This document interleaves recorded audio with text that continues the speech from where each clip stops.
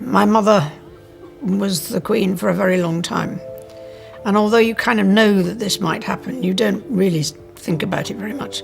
Not least of all because the monarchy is about continuity. But I think for my brother, this is something he's been waiting for. In a stunning royal twist that has sent shockwaves through Britain, King Charles has reportedly made the extraordinary decision to place Princess Anne in full authority over key palace responsibilities, sparking a wave of questions about what is really happening behind closed doors. The unexpected move has reignited intense speculation about the king's health, the future balance of power within the royal family, and Prince William's evolving role. But is this simply a temporary measure, or could it signal a far bigger royal transition already quietly taking shape? So, what do you think? Can Princess Anne really handle such a huge responsibility, or is there a much bigger reason behind King Charles's shocking decision? Let us know your thoughts in the comments below. To help us create more videos and uncover the latest royal drama, please subscribe. The astonishing royal decision. The Princess Royal's inheritance.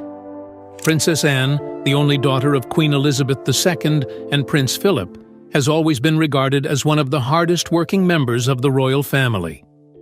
When Queen Elizabeth II died in 2022, there was a lot of talk about what Princess Anne might have inherited, both materially and in terms of responsibilities. Although the family did not make the will public, it is safe to say that the princess inherited not only finances and sentiment items from her mother. She has also inherited a host of new responsibilities as the most hardworking and trustworthy children of the Queen. Looking into Queen Elizabeth II's personal wealth with a keen eye, it is evident that her wealth was largely tied to her private estates, most notably Sandringham House and Balmoral Castle. Princess Anne, being one of the Queen's most loyal and dedicated children, could have inherited parts of these estates, especially considering that Anne has long been involved in managing the family's properties, particularly the Sandringham estate. But she didn't, and that may have been what pushed the princess to make a move to approach the king. But beyond material assets, Princess Anne also inherited a substantial role in the public and charitable domains. The Queen's extensive patronage of charities and organizations was well known, and it is expected that Anne would continue this legacy. As the royal family's most active member in terms of public service, Anne has been involved with over 300 organizations, and it's speculated that she might have inherited many of the Queen's patronages. Even though Princess Anne is the second eldest child, she isn't going to inherit the throne, or the title of monarch would go to her older brother, King Charles III. But I think for my brother, this is something he's been waiting for, and he's probably spent more time thinking about it. However, she might have inherited some of the Queen's diplomatic and soft power due to her natural grace and experience. But with King Charles III inheriting a majority of the late Queen's wealth, it's a fixture in the royal calendar and one the king was not going to miss. It leaves Princess Anne in a vulnerable state, especially about her home in Gatcombe Park, the 730-acre estate in Gloucestershire. Purchased by Queen Elizabeth II in 1976 for a sum between £500,000 and £750. It is a vast property that includes a manor house, stables, a polo field, and additional homes occupied by Anne's children. Now, Gatcombe Park is valued at approximately £15 million, and it is widely expected that Anne will leave this estate to her children. However, this inheritance comes with its own set of challenges. In the United Kingdom, inheritance tax is charged at 40% on any estate succeeding the £325,000 threshold, with less specific exemptions or release supply. For Zara Tindall and Peter Phillips, inheriting such a property could mean facing an inheritance tax bill of around £2,280,000. This is quite a substantial financial burden that would need to be addressed within 6 months of the inheritance. This looming tax obligation has sparked discussions about how the family might navigate such a significant financial challenge.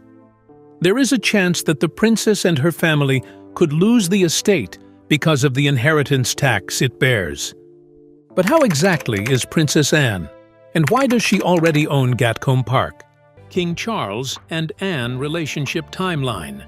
If life in the royal family has taught us anything, it's that trust is rare, and carrying a royal secret is never easy. For Princess Anne, that weight has become heavier than ever. With King Charles's health raising growing concern, she has been asked to take on one of his most personal and emotional duties, delivering his final wish. But the main question here is this: why Anne? Why not one of his sons, or even Queen Camilla? To understand that, we need to step back and look at the relationship between Charles and Anne, a bond shaped by decades of loyalty and shared duty.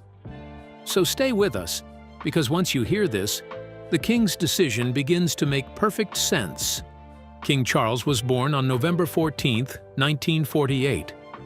Princess Anne followed not long after, on August 15, 1950, just 21 months apart from her brother. That small gap made them each other's first real companions in a world where very few could understand what it meant to grow up royal. While the world saw them as the picture-perfect children of Queen Elizabeth II and Prince Philip, behind palace doors, they were simply brother and sister navigating a childhood filled with rules, nannies, and endless attention. When their parents were away, which was often due to royal tours around the world, Charles and Anne spent most of their time together. They played, studied, and explored the palace grounds side by side. They didn't have the freedom most children enjoyed, but they had each other, and that made the strange, structured life of royalty a little easier to bear. Those early years formed the foundation of a lifelong connection. King Charles was sensitive and thoughtful, a boy who loved art, nature, and music. Anne was confident, direct, and unshakably practical. Where he hesitated, she acted. Where he doubted himself, she gave him courage. Their differences didn't pull them apart. They completed each other.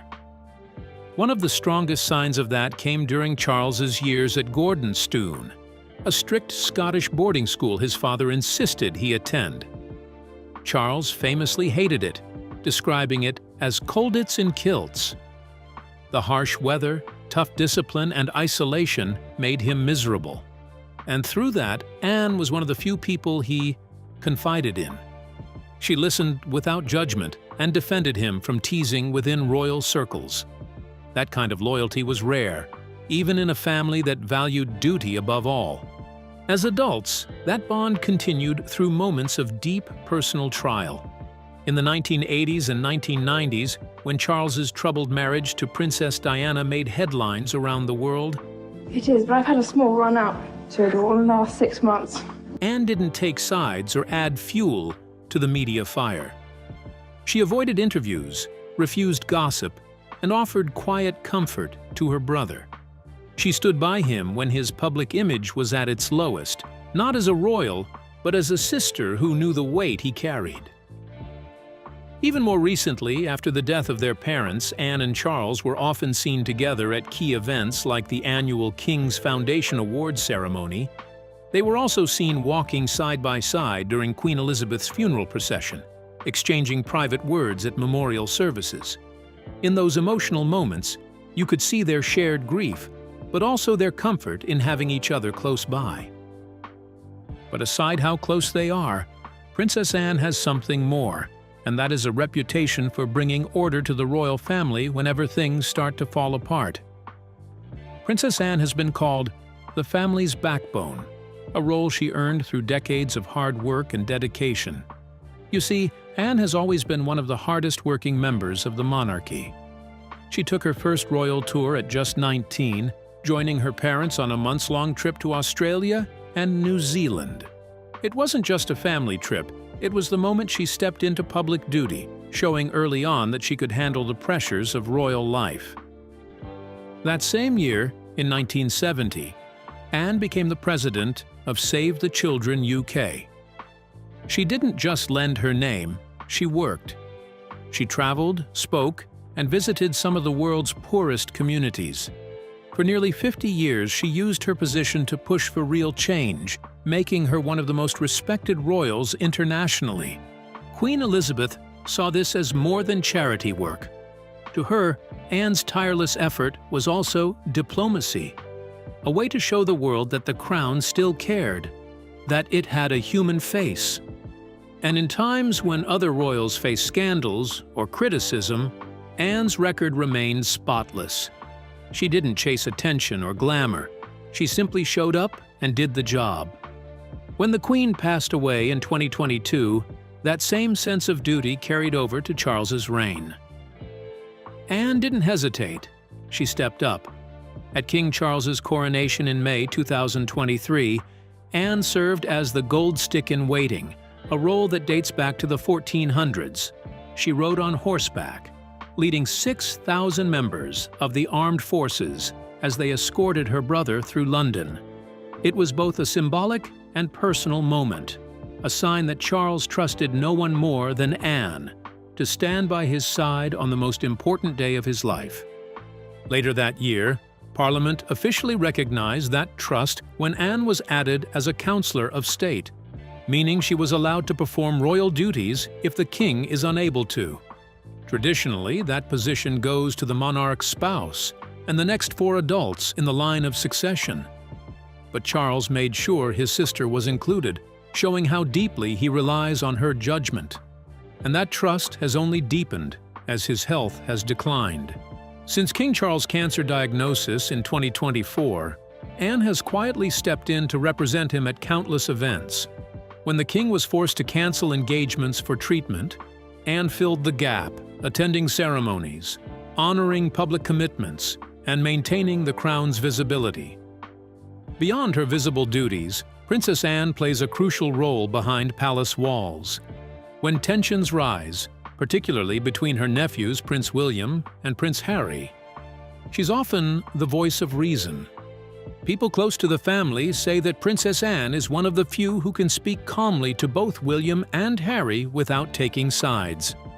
She respects William's sense of duty, but she also understands Harry's desire for independence.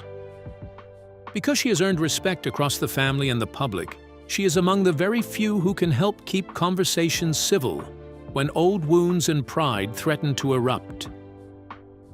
That's not just anecdotal. Public polls back it up. According to the research group, Princess Anne is one of the most positively viewed senior members of the royal family, with about 70% of Britons expressing a favorable opinion of her. In fact, she consistently ranks 3rd in popularity, just behind William and his wife, Catherine, Princess of Wales. This strong public favorability isn't just about likability. It reflects something deeper: trust. Few royals enjoy this level of positive perception while staying largely out of tabloid drama. For Anne, the high ratings reinforce her role as the steady hand in a family often buffeted by controversy and change. In real terms, when Queen Elizabeth II was nearing the end of her reign, Anne quietly stepped in to help keep the machinery running. When senior royals were ill or stepping back, Anne filled the gaps. For example, in 2024, she carried out more than 217 public engagements, the most by any working senior royal that year, despite suffering a concussion after a riding accident. This kind of reliability has not gone unnoticed.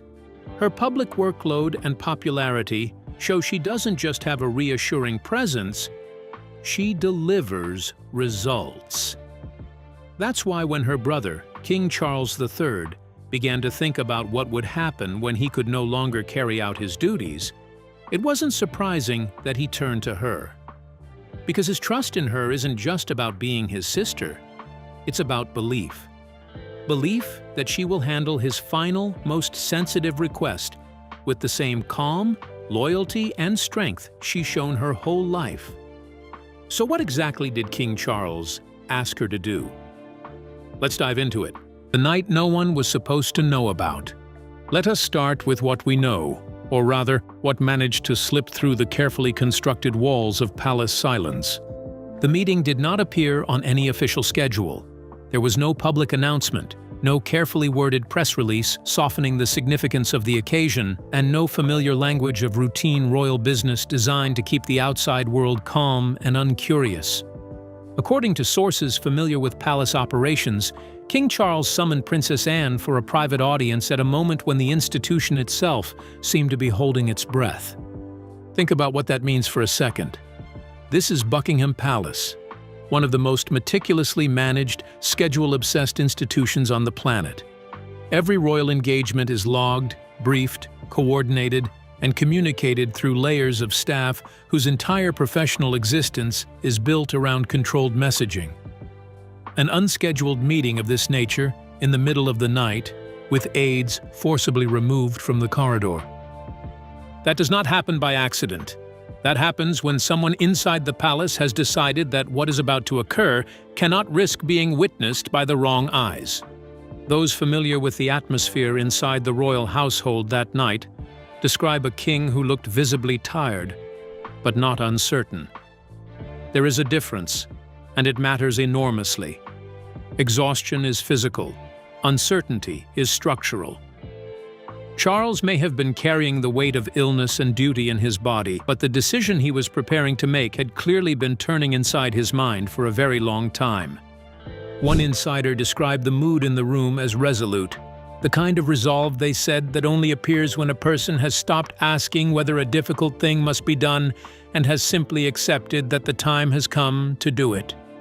So what exactly was in that sealed crimson dispatch? Behind palace walls, beneath the polished surface of royal life, filled with sparkling jewels, grand events, and relentless gossip, lies a world far more complicated, personal, and emotionally charged than most people can imagine. Behind those iconic palace gates where tradition and duty are law, one evening became the backdrop for a moment that would send quiet shockwaves through Buckingham Palace, and perhaps even through history itself. It happened during what should have been a splendid royal banquet.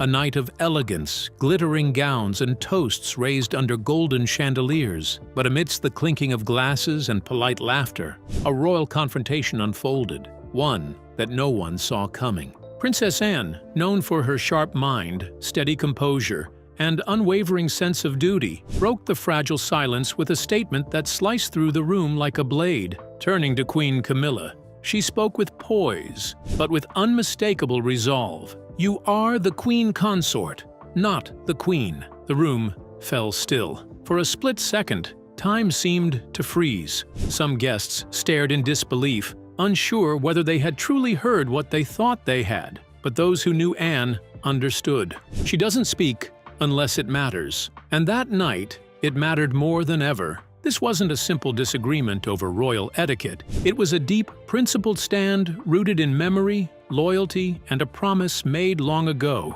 Anne had been one of the most loyal defenders of their late mother, Queen Elizabeth II, who had quietly insisted that Camilla should never be more than Queen Consort, a respectful nod to tradition and the enduring shadow of Princess Diana. According to a palace source, Anne had even reminded Camilla before, "The Queen said you should remain Queen Consort." That's what she wanted. But it didn't end with titles. Anne accused Camilla of overreaching, of expanding her influence within the royal circle and subtly redefining the family's inner structure. What had once been whispers of discontent became a silent battle of wills, playing out in glances and guarded conversations. At the heart of this royal storm stood King Charles, pulled between a sister protecting their mother's legacy and a wife shaping a new chapter of the monarchy. He was forced to make a painful choice, one that would shift the balance of power within the palace. In the end, his decision sent quiet tremors through the royal walls. The tension didn't make headlines, but those close to the family know that night changed everything. Founded on mutual respect, which has stood the test of time. And though the banquet ended, the echoes of Anne's words still linger in the palace halls. What position does Princess Anne hold in the royal family that gives her the courage to challenge Camilla? Let's take a brief look at who Princess Anne is, the document that changed everything. For decades, Sir Timothy Lawrence has existed in the soft margins of Britain's royal world, present, steadfast, and yet almost invisible. His name rarely appears in headlines, his voice seldom heard beyond palace walls. He is not a prince, nor a man of spectacle. However, those who have closely watched the royal family know that silence in the House of Windsor is not a sign of weakness. It is often a strategy, and Sir Timothy has mastered it.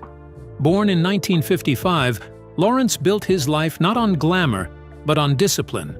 A career naval officer, the sea shaped his path. Calm on the surface, deeply controlled beneath. He graduated from the University of Durham, trained with precision, and climbed through the Royal Navy's ranks with quiet distinction. His colleagues described him as methodical, unfailingly polite, and discreet, qualities that, in the world of monarchy, are rarer than titles themselves. In the 1980s, his course crossed with destiny. Appointed as an equerry to Queen Elizabeth II, Lawrence became part of the inner machinery of the royal household. He organized schedules, accompanied the Queen on engagements, and learned to navigate the delicate balance between service and secrecy. But it was within this duty that something unexpected happened. He met Princess Anne, the Queen's only daughter. At the time, Anne was weathering personal storms. Her marriage to Captain Mark Phillips had begun to unravel, and the press swarmed like hawks around every shadow of scandal. Yet, within that turbulence, a quiet companionship formed. Timothy Lawrence was different from those around her. Disciplined but kind, reserved but steady. Over time, what began as professional trust deepened into something more personal, more human. By 1992, their bond had become undeniable.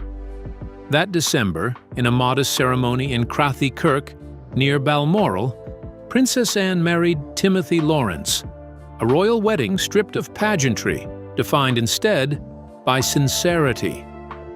But unlike many who enter the royal circle, he received no title, no princely honors, and no official role.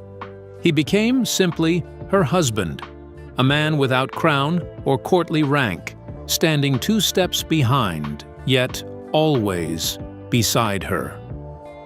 And that is where he remained.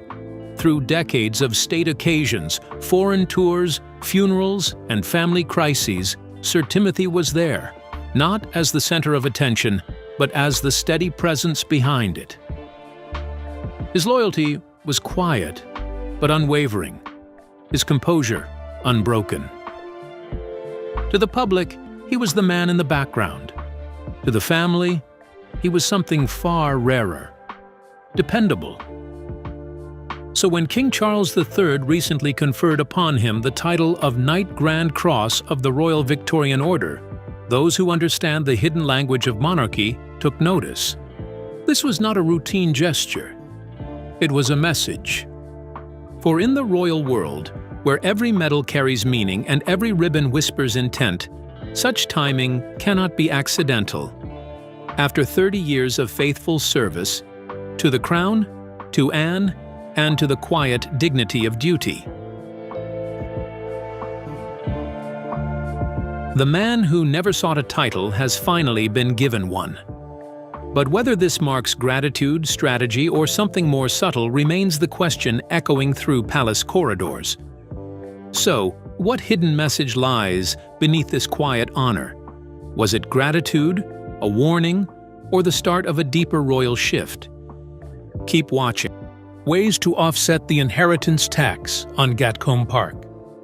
On of the way, the inheritance tax on Gatcombe Park can be reduced by utilizing the spousal exemption. In the UK, assets passed to a spouse or civil partner are exempt from inheritance tax. If Princess Anne's estate passes to her husband, Sir Timothy Lawrence, the transfer of Gatcombe Park would not be subject to inheritance tax due to the spousal exemption. This means that the estate could be passed without immediate tax implications, and the surviving spouse can continue to hold the property without incurring any taxes. However, when the surviving spouse eventually passes away, the inheritance tax exemption can be transferred, increasing the amount that can be passed on tax-free. This double exemption significantly reduces the tax burden on subsequent heirs. Another way is to maximize the nil rate band and residence nil rate band. Inheritance tax in the UK applies to estates over the threshold of £325,000. However, there are two primary allowances that can significantly reduce the taxable estate value. First is the nil rate band, which is the standard tax-free allowance of £325,000 per individual. If Princess Anne's estate is structured properly, this amount can be offset against the overall value of the estate, reducing the amount subject to inheritance tax. The residence nil rate band is the second for properties like Gatcombe Park. The residence nil rate band currently provides an additional £175,000 allowance per person if the property is passed on to direct descendants like their children and grandchildren. When combined with the nil rate band, this can provide a £500,000 tax-free allowance per person. Another highly effective strategy for reducing inheritance tax of the Gatcombe Park is gifting assets during Princess Anne's lifetime. Under the UK's inheritance tax laws, gifts made during life are exempt from inheritance tax, provided the donor survives for 7 years after making the gift. Gifting Gatcombe Park, or portions of it, to Peter Phillips or Zara during Princess Anne's lifetime would lower the overall value of the estate subject to inheritance tax. This strategy allows Princess Anne to gradually reduce the estate value over time, spreading the tax burden and avoiding a large inheritance tax bill when the estate passes. Using trusts is also another powerful tool for mitigating inheritance tax, especially for estates like Gatcombe Park, which may have sentimental or historical value. There are several types of trusts that could be appropriate for Princess Anne's estate. A discretionary trust allows Princess Anne to pass assets, including Gatcombe Park, to her heirs without specifying an exact beneficiary.